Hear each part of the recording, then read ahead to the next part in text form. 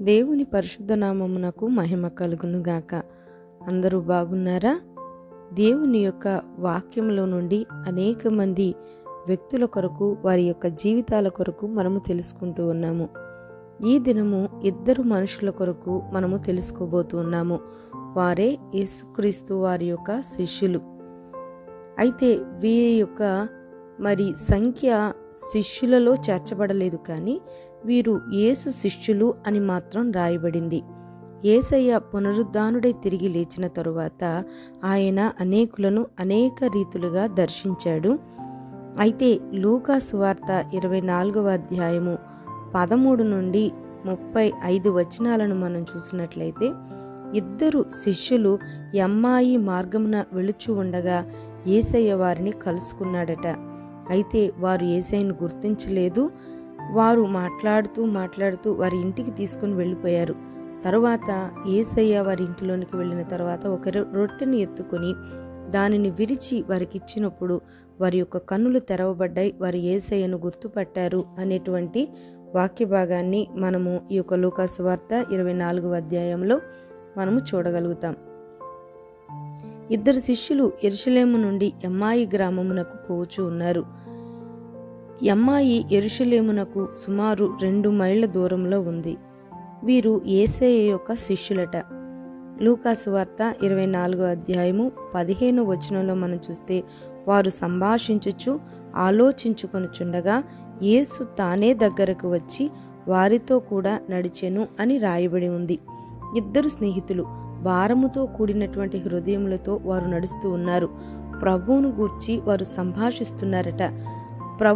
ప్రభుయే వారిని కలుసుకున్నారట. ప్రభువునకు వేరైన సంభాషణలలో ప్రభు సన్నిధిని మనము చూడలేము. ప్రభువుని ఎరిగిన విశ్వాసులైన వారి మధ్య ఇది ఎక్కువగా మనం చూడగలుగుతూ ఉంటాము. ప్రతి ఒక్కరూ మనలను మనము పరీక్షించుకోవాలి. నీ యొక్క సంభాషణ ఇతరులతో నీవు మాట్లాడుతున్నప్పుడు ఎలాంటి సంభాషణను నీవు చేస్తూ ఉన్నావు?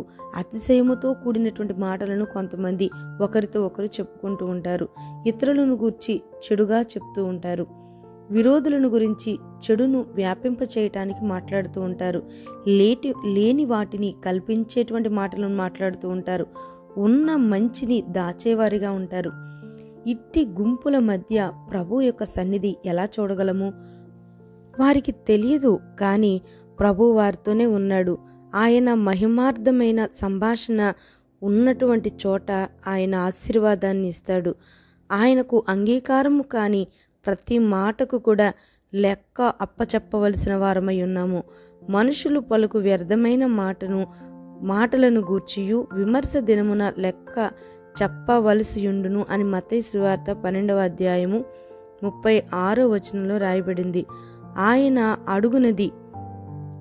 ఆయన ఏమని అడుగుతున్నాడు ఆ మనుషులను అని చూస్తే, మీరు నడుచుచు ఒకరితో ఒకరు చెప్పుకొనుచున్న ఈ మాటలు ఏమి అని అడిగాడు. మనము ప్రేమించు మన ప్రియ రక్షకుని గురించి, ఆయన రాజ్యమును గురించి మాట్లాడుకోవటం ఎంత ధన్యకరమైనటువంటి విషయమో ఆలోచన చేయండి. ఆయన మనలను సమీపిస్తాడు, మనకు దగ్గరకు వస్తాడు. మన సంభాషణలో ఆయన కూడా పాల్గొంటాడు. మనలను తన సన్నిధి భాగ్యముతో నింపుతాడు. మన హృదయములను ఆనందముతో పొర్లి పార చేయగలడాయన. దేవుని గురించినటువంటి మాటలు మరి హెచ్చుగా సంభాషించేటువంటి కృప దేవుడు మనకు అనుగ్రహించునుగాక. ఇద్దరు శిష్యులు ప్రభువుని గురించి సంభాషిస్తూ ఉన్నారు. ఇంతలో మరి ఒక వ్యక్తి వారిని కలుసుకొని వారితో ఈ మాటలు ఏమిటి అని అడుగుతూ ఉన్నాడు. శిష్యుల హృదయములు భయముతో నిండుకొని ఉన్నప్పటికీ కూడా వారు గొప్ప సాక్ష్యాన్ని అక్కడ ఇచ్చారు. ఆ సాక్ష్యం ఏంటి అని చూస్తే, సిలువ వేయబడి పునరుద్ధానుడైన క్రీస్తును గూర్చియే అని లూకా సువార్త 24వ అధ్యాయం 19వ వచనం నుంచి మనం చూస్తూ ఉన్నాం. క్రీస్తును గూర్చిన సంభాషణ వారికి ఆయన సన్నిధిని అనుగ్రహించింది. ఆయనను గురించినటువంటి సాక్ష్యము ఆయన వారికి సహకారిగా మారిపోయేటట్లుగా చేసింది. వారు బయలుదేరి ఆ వాక్యాన్ని ప్రకటిస్తూ వెళ్తూ ఉన్నారు. ప్రభు వారికి సహకారుడై ఉన్నాడు. వెనువెంట జరుగుచున్న సూచక క్రియల వలన వాక్యమును స్థిరపరచుచుండెను అని మార్కు సువార్త 16వ అధ్యాయం 20వ వచనంలో మనం చూస్తూ ఉన్నాము. వాళ్ళు అంటున్నారు, వాళ్ళు ఇద్దరు కూడా మాట్లాడుకుంటూ అంటున్నారు కదా, మన హృదయము మనలో మండుచుండలేదా అంటున్నారు. మూడవ వ్యక్తి యొక్క మాటలు శిష్యుల హృదయములో ఎందుచేత మంటను పుట్టించాయి? దీనికి గల కారణం ఏంటి? ఆయన లేఖనములను వారికి చూపించాడు. ఇదే కారణం. ఆయన కట్టుకథలు చెప్పలేదు, ఇంకేదేదో చెప్పలేదు.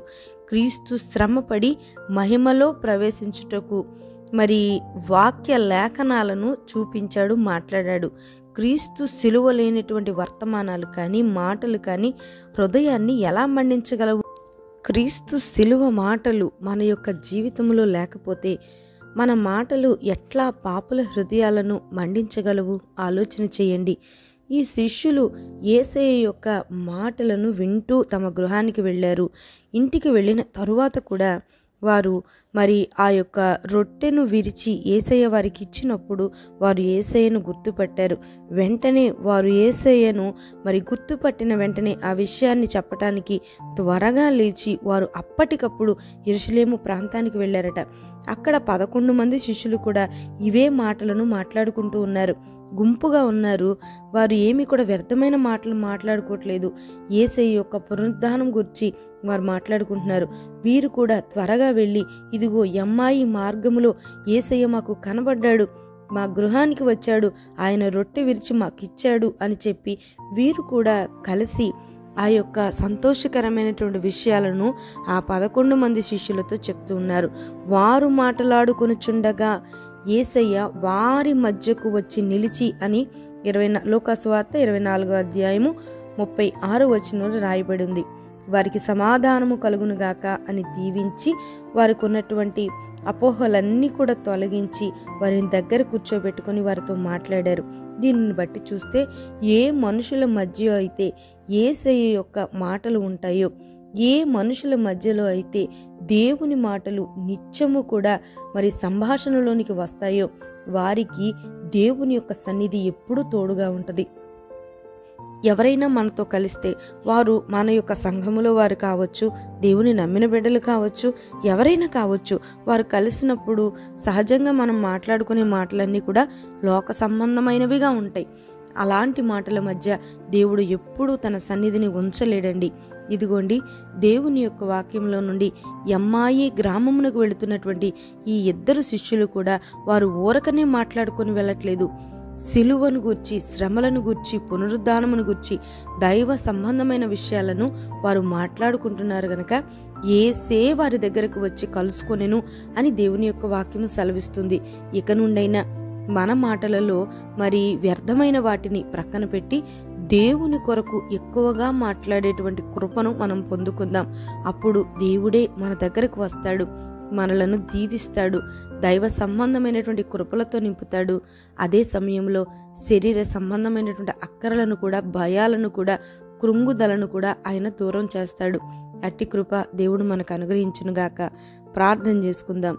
స్తోత్రము నాయన, కృపా సత్య సంపూర్ణుడా, నీ పరిశుద్ధమైన పాదములకు వందనాలు, స్తుతులు, స్తోత్రాలు చెల్లిస్తూ ఉన్నాను తండ్రి. ఈ సమయంలో నాయన ఎమ్మాయి గ్రామమునకు వెళుతున్నటువంటి యేసు శిష్యులు అని రాయబడింది. దేవా, వారు నీ బిడ్డలు, వారు ఈ విశ్వాస జీవితంలో కొనసాగుతున్నటువంటి వారు నిన్ను గూర్చి మాట్లాడుకుంటున్నారు గనక అవి దైవ సంబంధమైనటువంటి సత్యములు గనక దేవా, వారి మధ్యలోనికి వచ్చి మీరే కలుసుకున్నట్లుగా నీ యొక్క వాక్యము సెలవిస్తుంది. మాలో కూడా అట్టి మార్పును తీసుకుని రండి దేవా. మేము నీ కొరకు ఎక్కువగా సంభాషించేవారిగా చేయండి. వ్యర్థమైన మాటలు మా నుండి దూరపరచండి. మా గుండెల్లో నీ మాటలు నిత్యము మండుతూ ఉండునట్లుగా సహాయం చేయండి. మా మాటల ద్వారా అనేకులను మండించేవారిగా, అయ్యా ఆయుత్తపరిచేవారిగా మమ్మలను తయారు చేయండి. నీ కృపలతో మమ్మలను వర్ధిల్లపరచండి. ఈ మాటలను ఆసక్తితో ఆలకించిన ప్రతి బిడ్డను దీవించండి. వారి అక్కరలు, అవసరతలు సమస్తాన్ని కూడా తీర్చండి. దైవ సంబంధమైన జ్ఞానముతో వారిని నింపండి. మాటలలో మార్పును కలగచేయండి తండ్రి. నీకు వందనాలు. మేమందరము కూడా గొప్ప మార్పును కలిగి నిన్ను సంతోషపరిచే బిడ్డలుగా తయారు చేయమని, నీ రాకడ కొరకు మమ్మల్ని సిద్ధపరచమని యేసు పరిశుద్ధ నామమున అడుగుతున్నాను తండ్రి. ఆమెన్.